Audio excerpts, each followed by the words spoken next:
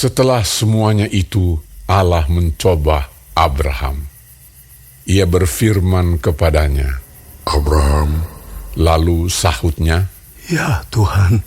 Firman-Nya, Ambillah anakmu yang tunggal itu, yang engkau kasihi, yakni Ishak. Pergilah ke tanah Moria, dan persembahkanlah dia di sana, sebagai korban bakaran pada salah satu gunung yang akan kukatakan kepadamu. keesokan harinya, pagi-pagi, bangunlah Abraham.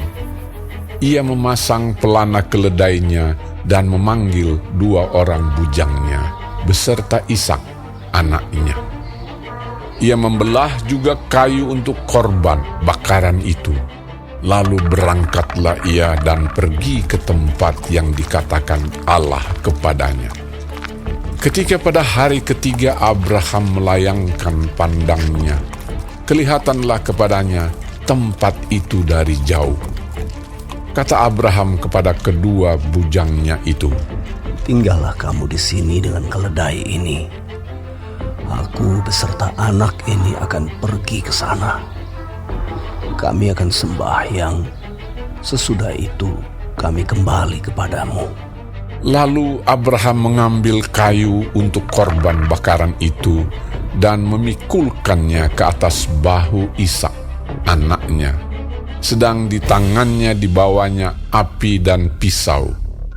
Demikianlah keduanya berjalan bersama-sama.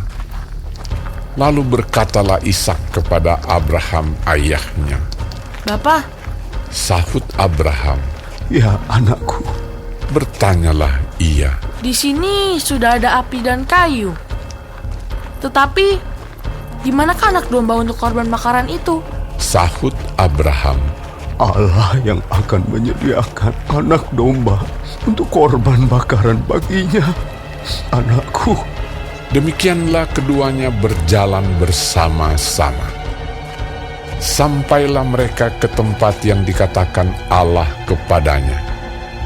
Lalu Abraham mendirikan mezbah di situ.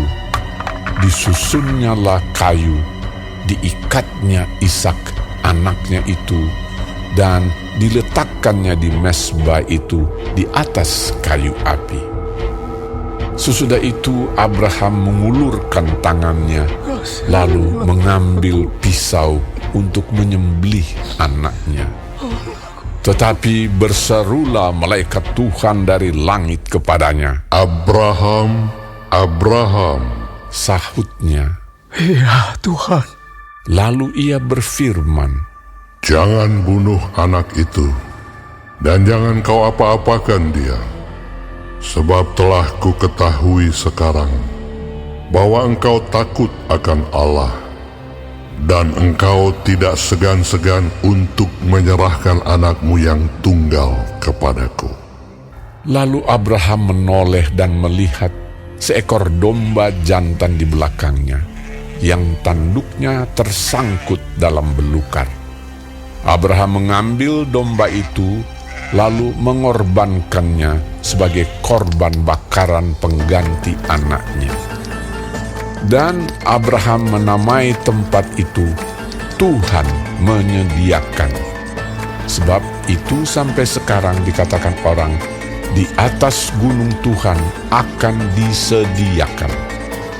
Untuk kedua kalinya berserulah malaikat Tuhan dari langit kepada Abraham. Katanya, Aku bersumpah demi diriku sendiri, demikianlah firman Tuhan.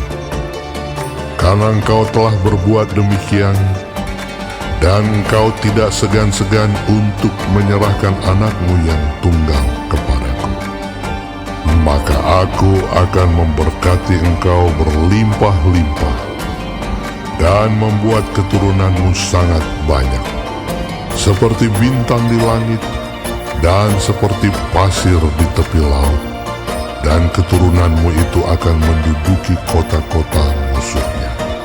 Oleh keturunanmu lah semua bangsa di bumi akan mendapat berkat, karena engkau mendengarkan firman-Ku. Kemudian kembalilah Abraham kepada kedua bujangnya, dan mereka bersama-sama berangkat ke Beersheba, dan Abraham tinggal di Beersheba.